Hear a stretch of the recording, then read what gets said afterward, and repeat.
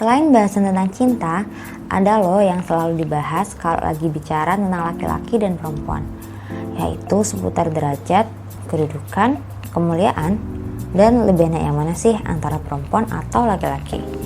Bahasa kerennya tuh kesetaraan gender. Maknanya laki-laki sama perempuan itu sama. Gampangnya kalau laki-laki boleh, perempuan juga boleh. Kalau laki-laki bisa, perempuan juga harus bisa. Nah, for your information, ide kesetaraan gender itu gencar banget dibawakan sama kelompok feminisme untuk menaikkan nilai dari perempuan. Ide ini muncul karena dulu perempuan nilainya rendah banget. Nanti teman-teman bisa deh ikutan searching tentang nilai atau kedudukan perempuan dalam sejarah dan di drop di kolom komentar. Contoh nih ya, di zaman Yunani kuno, wanita dari kalangan elit diperlakukan layaknya tahanan, disekap di istana. Sedangkan wanita dari kalangan bawahnya diperjualbelikan. Di Romawi, kedudukan wanita sebanding dengan budak.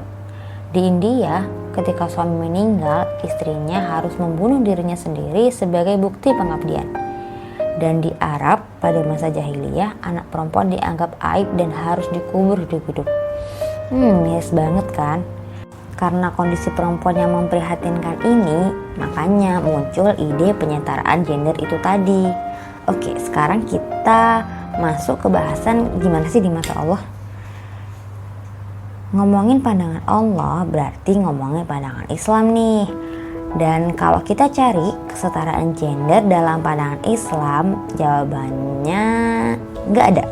Ya, nggak ada. Nggak ada yang namanya kesetaraan gender Islami. Dan sebagai seorang muslim, kita nggak butuh loh sama penyetaraan gender. Beneran. Karena Allah sudah punya rules sendiri yang khas, autentik, dan adil banget buat muslim dan muslimahnya. Kita coba kutip salah satu ayat Al-Quran ya. Nanti teman-teman bisa cek juga di Al-Quran kesayangan teman-teman.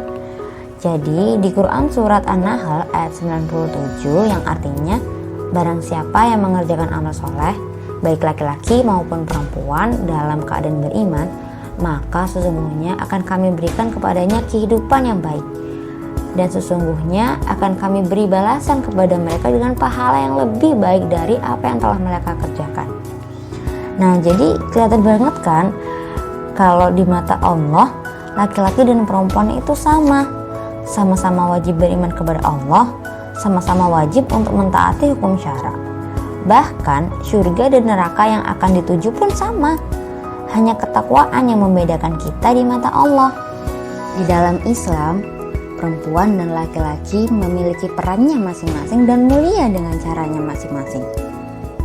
Allah yang menciptakan manusia benar-benar paham tentang seluk-beluk laki-laki dan perempuan. Laki-laki yang kuat fisiknya, Allah wajibkan untuk bekerja, mencari nafkah. Sedangkan perempuan yang lembut hatinya, Allah wajibkan untuk menjadi manajer dalam rumah tangga.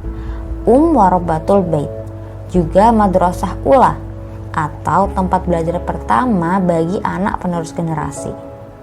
Kemuliaan mati syahid yang bisa diraih para lelaki dengan jati diri dengan Allah ternyata juga bisa loh diraih perempuan melalui kehamilannya.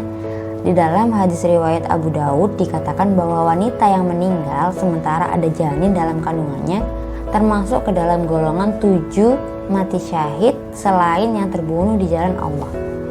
Bahkan Islam juga peduli dengan nyeri haid yang dialami perempuan. Dalam sebuah hadisnya Rasulullah SAW telah bersabda, siapa saja wanita yang mengalami haid, maka sakitnya haid yang mereka alami akan menjadi kafarah atau tebusan bagi dosa-dosanya yang terdahulu. Wow, masih banyak banget ayat Al-Quran dan juga hadis Rasulullah yang menunjukkan bahwa di dalam pandangan Islam, perempuan itu semulia itu, sangat mulia dan sangat berbeda dari sejarah sebelum hadirnya Islam.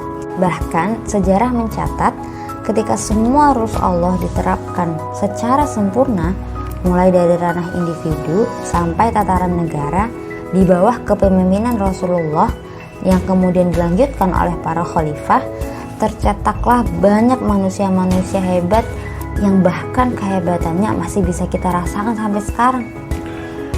Sebut saja Ibnu Al-Haytham dan Maryam Al-Asturabi.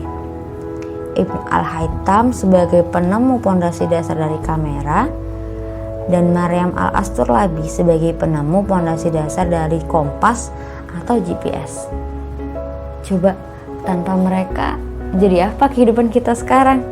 Ya enggak?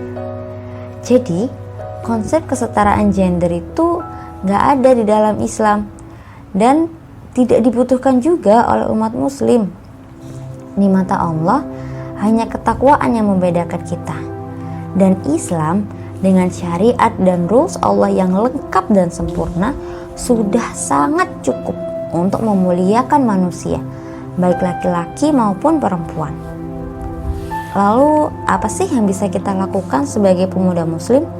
Of course kita harus belajar lagi dan belajar terus mengenai Islam, mengkaji semua rules yang Allah berikan kepada kita, sehingga kita bisa semakin paham betapa indahnya aturan Allah.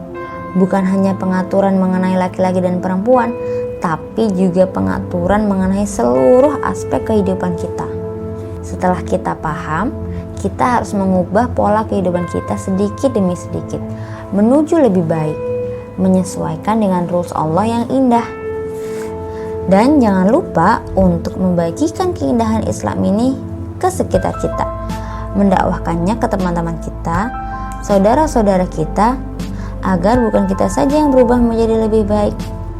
Karena bareng-bareng lebih asik daripada sendirian. Di surga juga lebih enak rame-rame kan?